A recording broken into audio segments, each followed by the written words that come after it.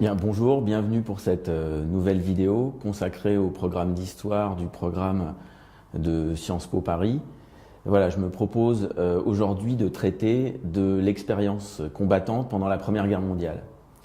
Alors, traiter le sujet, c'est traiter en fait l'expérience qui a été vécue et ressentie par les combattants de la Première Guerre mondiale. C'est montrer comment les soldats ont affronté le feu, les combats et des conditions de vie extrêmement difficiles.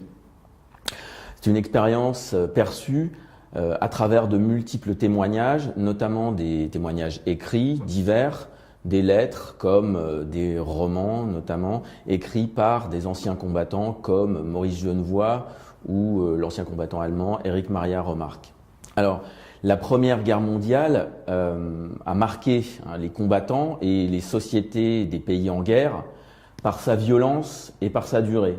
C'est un conflit qui a fait environ 10 millions de morts, ce qui représente en fait pour la France 900 morts par jour et pour l'armée allemande environ 1300 soldats tués quotidiennement.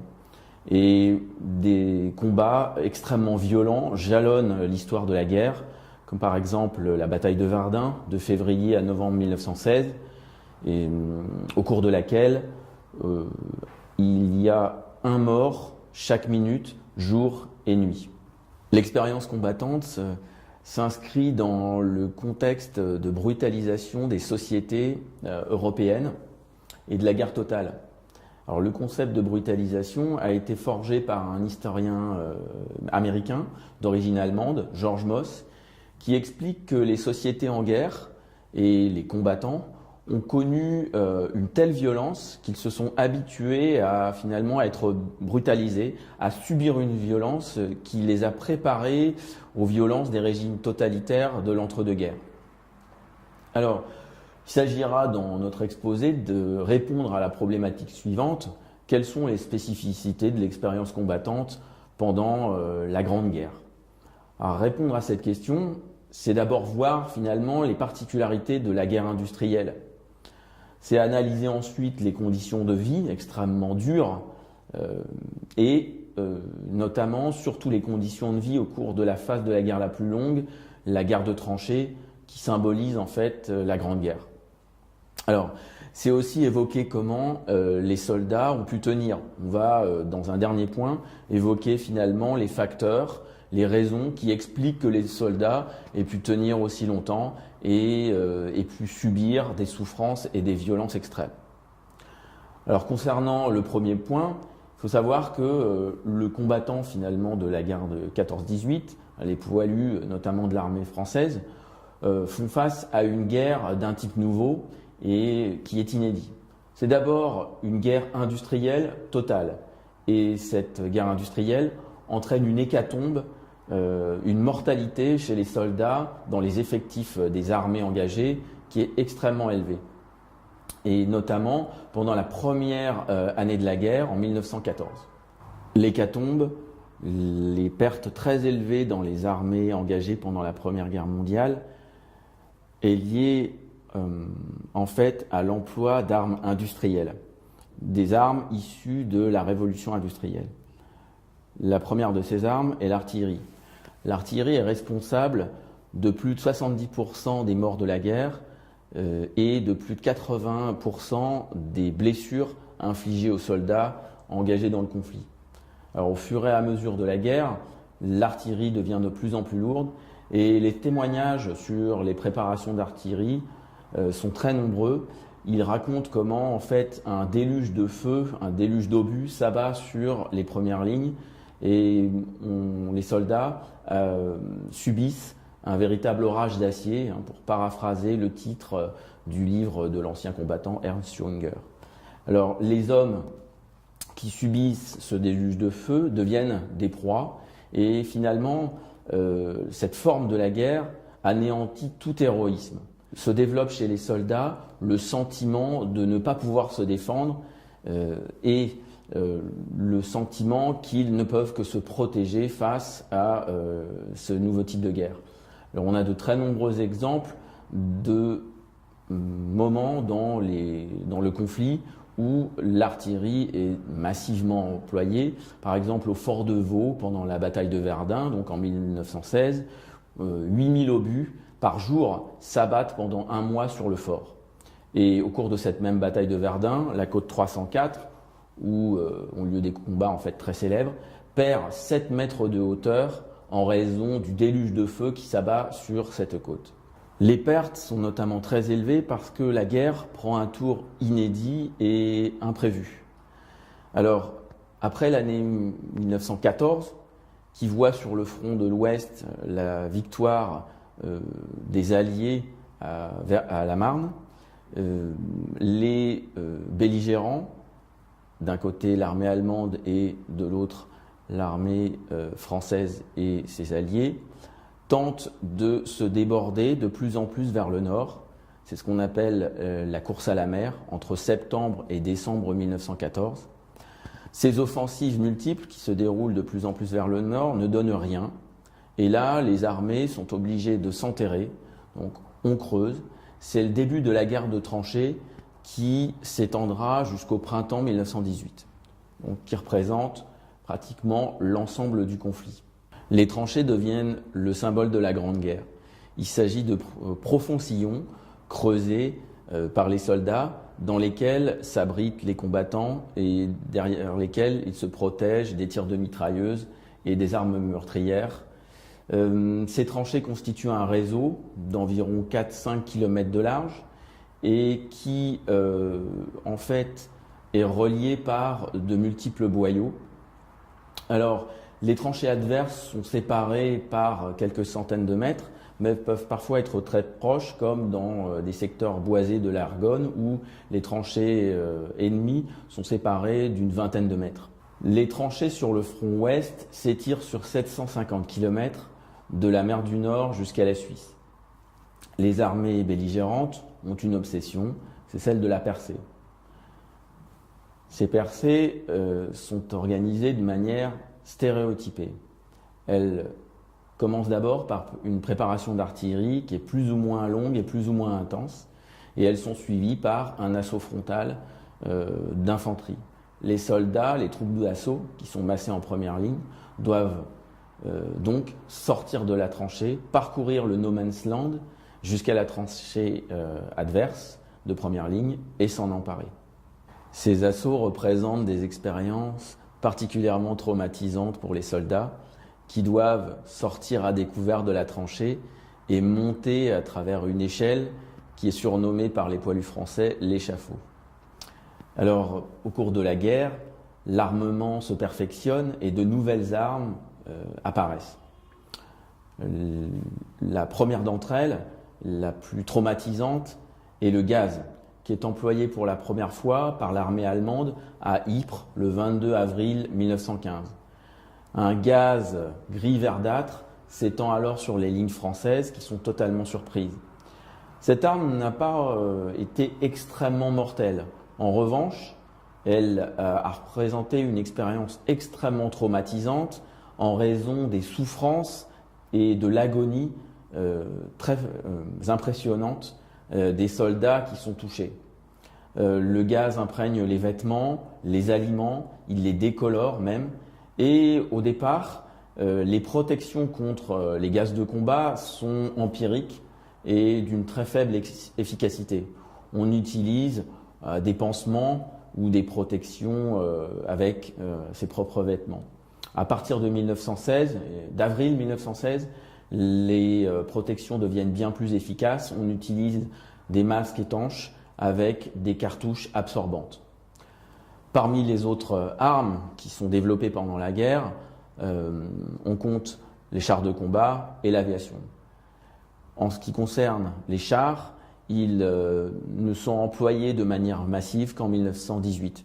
Ils apparaissent pour la première fois en 1916 et puis sont employés véritablement dans des opérations d'offensive généralisées à partir de juillet 1918. En ce qui concerne les chars, les Allemands n'y croient pas et n'en produiront qu'une vingtaine. Les Français, au contraire, en produiront plusieurs milliers et équiperont même l'armée américaine, lorsqu'elle s'engagera de manière massive à partir de 1918. Alors ces armes, cette manière de combattre, entraînent des taux de perte dans les armées engagées sans équivalent dans les guerres précédentes. Et même dans les guerres suivantes, puisque quelques rares batailles pendant la guerre du Pacifique et la guerre de Corée auront des taux de perte équivalents. On peut citer plusieurs exemples marquants qui jalonnent en fait le conflit et où on voit des véritables hécatombes parmi les effectifs. Ces hécatombes, en fait, sont le résultat des tentatives de percées multiples qui n'aboutissent à rien pendant la guerre. La première d'entre elles, la première grande offensive finalement de la guerre de tranchées, est la bataille de Champagne de la mi-février à la mi-mars 1915. Elle entraîne pour un gain de 1 à 3 km la perte de 90 000 soldats français. La seconde offensive, en Artois, de mai-juin 1915, entraîne la mort de 130 000 soldats alliés. Et ces batailles extrêmement mortelles, en fait, prennent une logique finalement d'anéantissement, à Verdun notamment, puisque le général Falkenhayn, le général allemand qui la planifie, explique que l'objectif de cette bataille est bien de saigner l'armée française, d'établir un point de fixation où l'armée française sera attirée et s'épuisera et finalement sera anéantie. Il ne s'agit donc plus de percer, d'obtenir une victoire plus ou moins rapide, mais bien d'anéantir l'armée adverse. Alors la bataille de Verdun prend des proportions apocalyptiques, puisque le village de Fleury, dans la zone de front, est totalement rasé, par exemple, au cours de la bataille, et sera pris et repris 16 fois. Cependant, la bataille la plus meurtrière est la bataille de la Somme, qui est déclenchée le 1er juillet 1916. Alors c'est une offensive alliée qui avait été planifiée avant Verdun et qui est finalement lancée en pleine bataille de Verdun pour soulager justement le front. Alors elle est menée en grande partie par l'armée britannique et elle constitue la bataille la plus meurtrière de la guerre, puisque le premier jour, on compte dans l'armée britannique et finalement en quelques heures 30 000 tués et blessés parmi les soldats britanniques. Alors cette offensive qui tourna à la catastrophe, en fait, entraînera au total la perte de 420 000 soldats britanniques et de 650 000 soldats allemands. On a donc au total une guerre extrêmement meurtrière, une guerre qui est défensive, où la défense prime sur l'attaque, les assauts sont inefficaces et extrêmement meurtriers, et la puissance de feu, finalement, devient l'élément le plus important et prime sur la tactique qui est davantage héritée du XIXe siècle. Alors les témoignages sont extrêmement nombreux sur des offensives inutiles ou en tout cas extrêmement meurtrières parmi les troupes d'assaut. On peut citer par exemple À l'Ouest rien de nouveau de l'écrivain allemand Ernest Maria Remarque, qui évoque les soldats mitraillés en plein élan, à peine sortis de leurs tranchées. Cette forme de guerre inédite anéantit tout héroïsme et finalement fait du soldat une proie et quelqu'un qui cherche d'abord à se protéger. L'expérience combattante est aussi fortement marquée par les conditions de vie, et notamment les conditions de vie dans les tranchées qui représentent la phase la plus longue de la guerre. Donc c'est le deuxième point que je me propose de traiter ici. Alors les conditions de vie dans ces tranchées ont été extrêmement dures, et à l'abri dans les tranchées, derrière le parapet, derrière les sacs de sable et les barbelés, les soldats connaissent une relative sécurité où ils vont développer des formes de solidarité et de cohésion. Alors on constate finalement un paradoxe, c'est que cette guerre d'un type nouveau, cette guerre industrielle, elle entraîne une démodernisation finalement des combats et des modes de vie. D'abord, dans ces tranchées, l'hygiène est extrêmement rudimentaire. Les états-majors, qui n'avaient pas prévu la longueur du conflit et ce type de guerre, finalement s'intéressent peu au quotidien des soldats et ne facilitent pas vraiment le ravitaillement. Alors Maurice Genevoix, donc un écrivain normalien, qui a évoqué son expérience des tranchées, lui insiste notamment sur l'omniprésence des rats qui viennent courir sur les morts et déranger les soldats qui cherchent un peu de repos. Les soldats ont aussi évoqué dans leurs multiples témoignages la boue dans laquelle on s'englue facilement. Alors vous avez comme ça un ancien combattant, l'Alsacien Dominique Richet, qui va combattre dans les rangs de l'armée allemande, notamment dans les Carpates en 1915. Eh bien, Dominique Richet évoque le froid, lui, dont il a énormément souffert. Alors, ces conditions sont extrêmement dures et rendent en fait la guerre extrêmement difficile. Il ne faut pas aussi minimiser, en dehors finalement du peu d'intérêt que les états-majors accordent au quotidien des soldats, le blocus qui a été mené par les Alliés contre l'Allemagne et l'Autriche-Hongrie et qui ont entraîné des difficultés de ravitaillement pour les soldats des puissances centrales eux-mêmes. Donc les soldats connaissent en fait une forme de régression. L'environnement est lui-même cauchemardesque puisque la zone de front est couverte de trous d'obus. Les arbres ont été arrachés, déracinés et le champ de bataille est aussi un endroit où on trouve énormément de blessés que l'on ne va pas chercher entre les lignes et aussi on y trouve énormément de morts que l'on ne vient pas ramasser en fait. La zone de front devient un espace lunaire grêlé par les obus où la terre et les arbres ont été retournés et décapités. Cela éloigne donc les hommes d'une atmosphère humanisée et pacifique. Robert Perrault, qui est un soldat de la 203e division d'infanterie, écrit à Verdun « L'espace ressemblait à un dépôt d'ordures.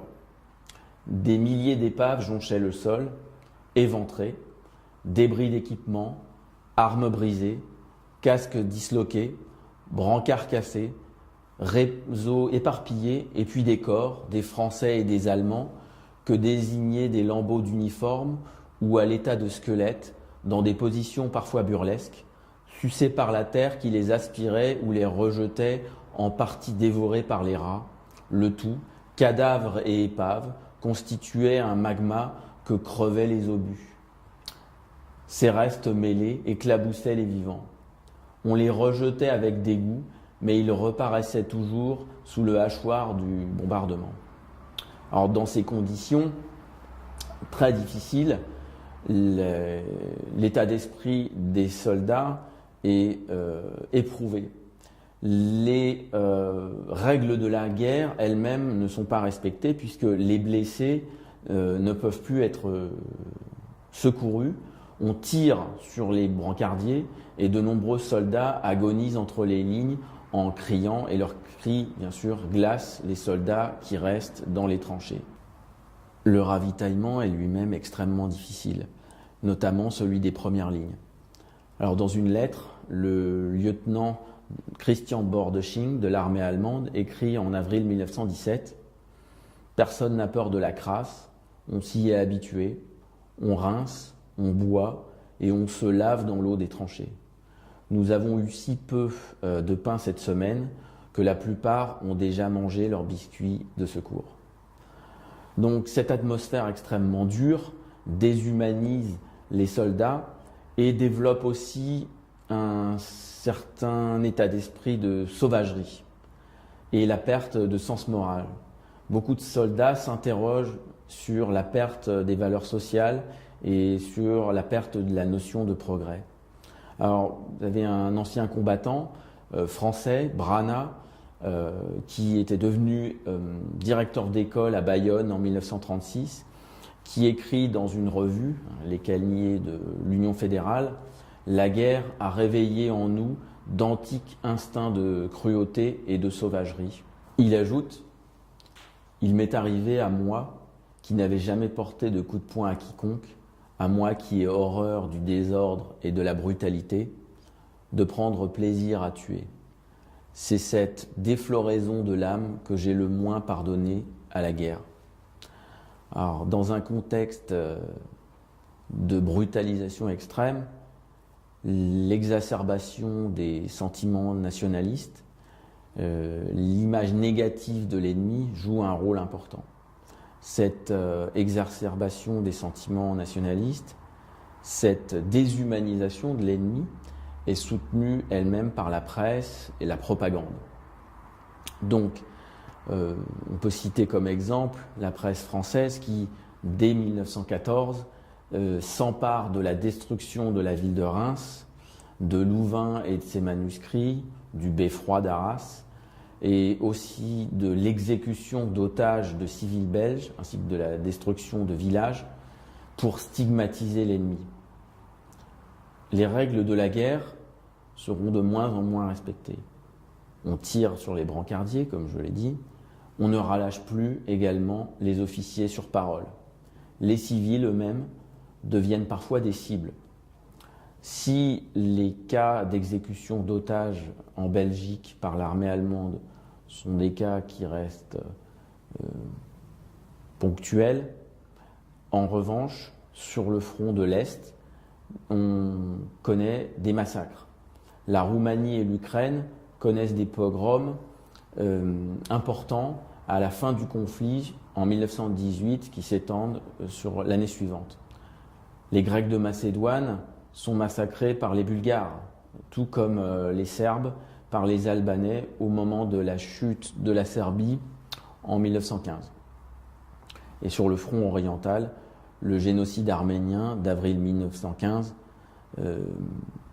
est une période où les civils deviennent des cibles massives. La violence des combats et la guerre, dans son ensemble, ont entraîné une culture de la violence et une culture de guerre qui est au cœur du concept de brutalisation de George Moss. Cette culture de la violence a entraîné deux courants.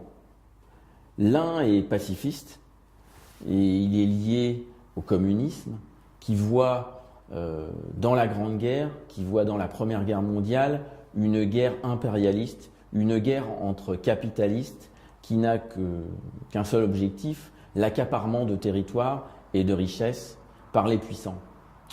L'autre courant valorise la guerre. Il voit dans ce conflit extrêmement meurtrier et inédit le moyen de donner naissance à un monde nouveau, à un monde neuf, où se sont révélés les hommes les plus forts. Ce dernier courant est lié en fait à la naissance du fascisme.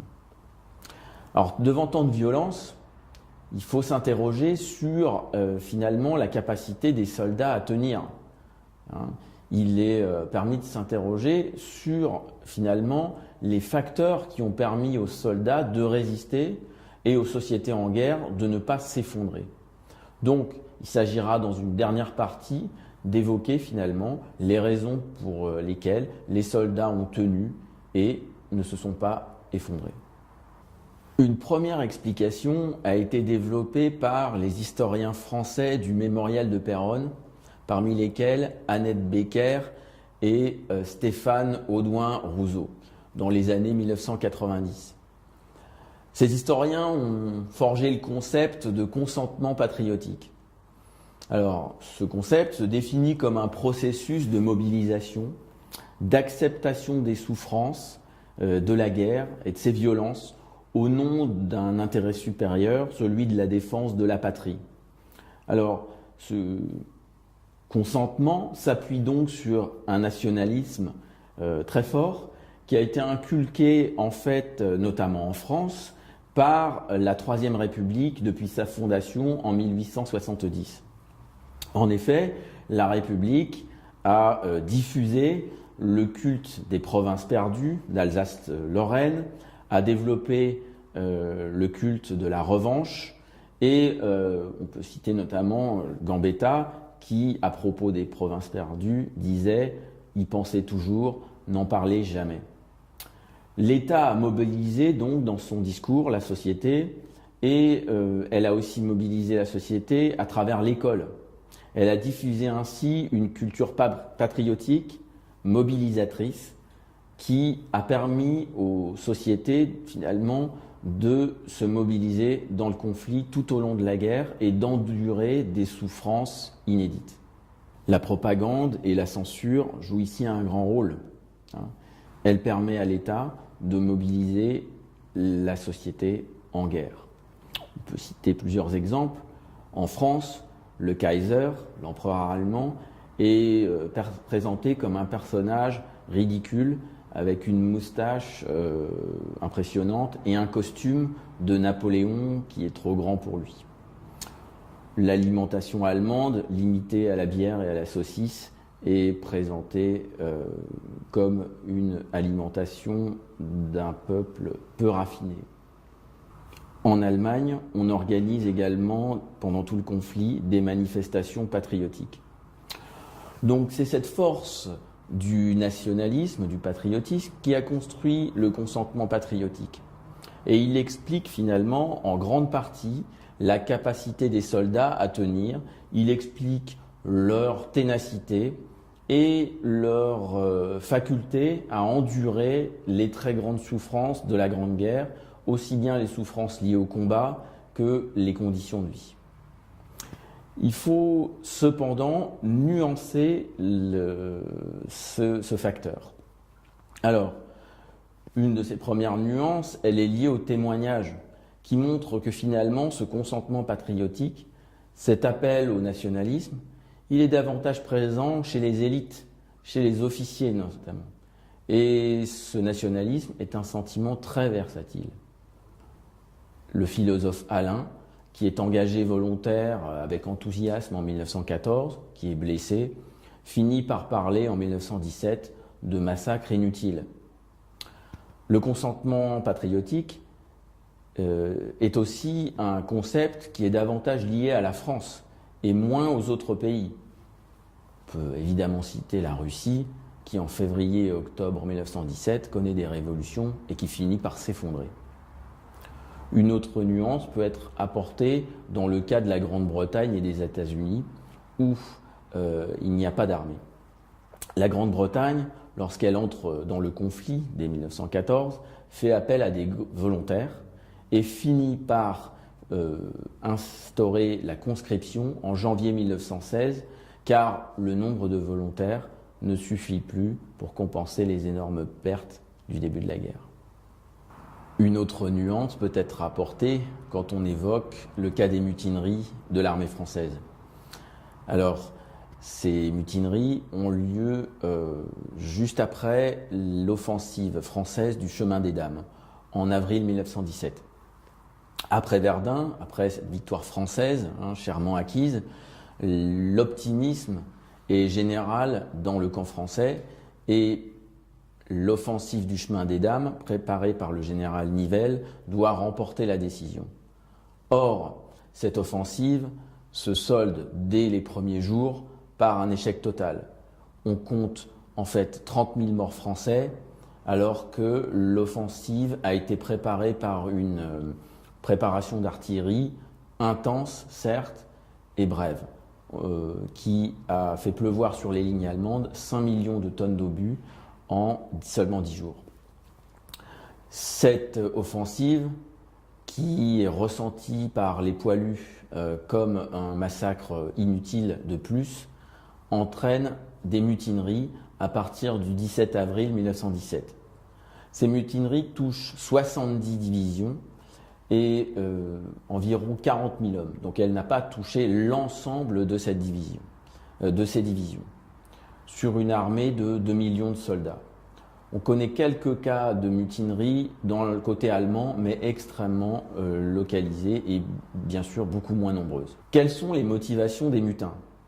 Si on entend beaucoup le slogan « à bas la guerre », eh bien en fait, les poilus ne veulent pas la fin de la guerre, ne veulent pas finalement déserter. Ils restent sur place, ils refusent de monter en ligne, certes, ils refusent d'obéir aux officiers, mais ils ne les attaquent pas et surtout, ils n'abandonnent pas le front. En fait, ils cherchent surtout à éviter des offensives qui soient inutiles, des massacres inutiles de plus. Ils demandent donc d'abord un changement de stratégie. Ils refusent de servir de chair à canon et de mourir pour 5 francs par jour, comme certains slogans le proclament. Alors, l'historien Leonard Smith a perçu ces mutineries davantage comme des grèves. Finalement, on ne se rebelle pas contre la hiérarchie, mais on refuse d'être sacrifié inutilement.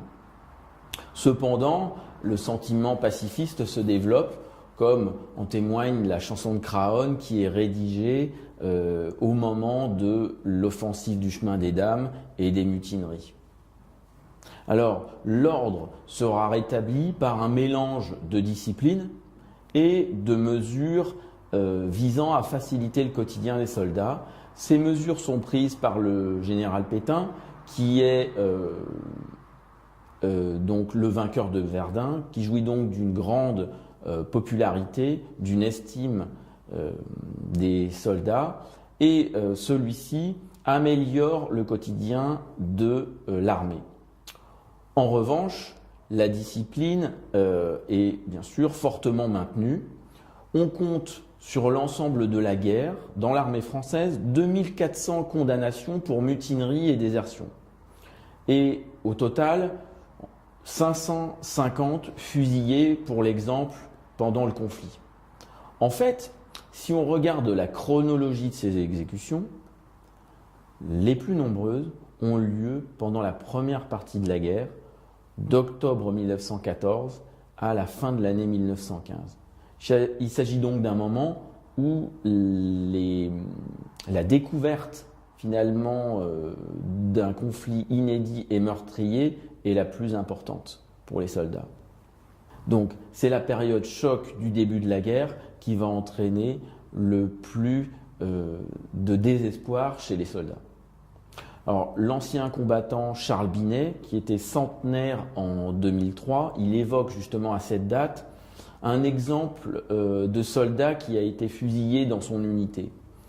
Il évoque d'abord les tentatives de conciliation qui sont faites par les officiers, mais comme ce soldat n'a rien voulu entendre, il a été fusillé et Charles Binet ajoute « Et ils ont bien fait parce que sinon cela aurait été la débandade ». Mais c'est surtout l'historien français Frédéric Rousseau qui va apporter le plus de contradictions au concept de consentement patriotique. Il l'a beaucoup critiqué et pour lui, en fait, les soldats ont pu tenir, n'ont pas craqué, le front notamment de l'armée française ne s'est pas effondré parce que l'armée française était soumise à une discipline extrêmement dure et aussi à une forte contrainte sociale. Donc les soldats ont résisté d'abord par soumission et ensuite par obéissance. Ils étaient constamment, pour Frédéric Rousseau, sous la menace d'une justice militaire qui restait impitoyable. Alors, on peut essayer de chercher d'autres explications à travers des exemples multiples. Lorsqu'on voit dans l'armée britannique, par exemple, le cas des volontaires. En fait, l'enrôlement de ces volontaires, dès le début de l'année 14, s'est fait aussi sous une pression sociale très forte. Ceux qui ne s'engageaient pas étaient accusés de lâcheté et étaient accusés de manquer de virilité. Donc l'argument nationaliste, ce consentement patriotique, ne semble pas forcément exister de manière générale. Il faut relativiser donc les manifestations d'enthousiasme que l'on voit en 1914, ces départs au front, fleurs au fusil, dans les gares, Il s'agit surtout de manifestations urbaines et il semble que dans les campagnes, le départ au front ait été beaucoup plus calme et moins marqué par l'enthousiasme. Je peux citer un autre exemple. En Italie, le pays s'engage dans la guerre du côté des Alliés en 1915 et finalement, les buts de guerre italiens ne semblent pas très connus parmi la population. Le fait que l'Italie réclame Trieste, le Trentin, ne sont pas très connus et on invoque pour faire appel à l'enthousiasme des Italiens davantage d'idées abstraites sur, comme par exemple, l'honneur. Il faut avancer aussi d'autres éléments qui permettent de nuancer la notion de consentement patriotique. Le premier d'entre eux est un phénomène de groupe. Les soldats dans les tranchées, d'abord, intériorisent un code de l'honneur viril et un des premiers devoirs des soldats est finalement de ne pas passer pour un lâche et de ne pas abandonner ses camarades. Il existe donc une fraternité des tranchées qui transcende les couches sociales, qui meurt finalement dans les tranchées. C'est autant le croyant que l'athée, le bourgeois que le paysan, l'intellectuel que l'ouvrier. Ce phénomène de groupe est lié aussi à la notion de groupe primaire qui explique la cohésion. Dans l'armée allemande, les Berlinois, les Bavarois étaient intégrés ensemble. Donc il existait des éléments de solidarité comme la langue, les habitudes de vie, la religion, qui fait de ces groupes primaires des éléments cohérents dont la cohésion finalement assure la survie. Mais le fait d'incorporer des gens d'un même village, d'une même région, ayant les mêmes références culturelles, peut se révéler être un élément à double tranchant. Ici, il faut évoquer les Pals Battalion du général Kitchener sur la Somme en 1916. Les soldats britanniques étaient incorporés par village, par quartier, pour assurer une meilleure cohésion. Et lors de la bataille de la Somme en 1916, l'hécatombe était tellement élevée, les pertes étaient tellement importantes, qu'en fait, plusieurs villages n'ont vu revenir personne, aucun engagé et aucun conscrit. Jean Giono, qui a vécu la Première Guerre mondiale, a vu lui aussi beaucoup de ses camarades tomber les uns après les autres. Et il a raconté son expérience dans un livre, Le Grand Troupeau, en 1931. La guerre lui a inspiré énormément de dégoût et il en a tiré un profond pacifisme dont il ne se départira jamais. Et ce traumatisme de la guerre est notamment lié au fait que ses amis autour de lui, les soldats qui étaient engagés et qu'il a connus, sont morts les uns après les autres. Enfin, on peut citer 4 éléments qui expliquent que les soldats aient pu tenir aussi longtemps et endurer autant de souffrances. Alors le premier de ces éléments, c'est la capacité des soldats finalement au détachement, à rester insensibles aux horreurs de la guerre. C'est ce que l'historien britannique Richard Holmes a appelé le tunnel vision.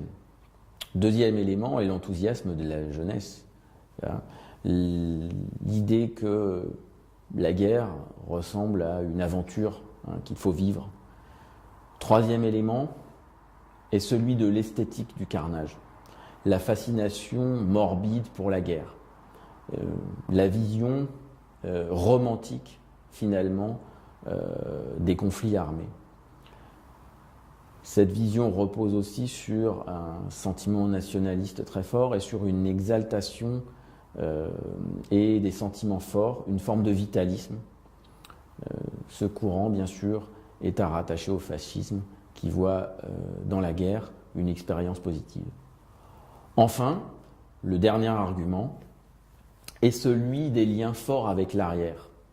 Pour les soldats, il s'agissait de se rattacher à la normalité, à ces absents chers dont parle Maurice Genevoix, Alors ces liens avec l'arrière, ils étaient développés bien sûr avec des permissions, les lettres que l'on envoyait aux marraines de guerre, à sa famille.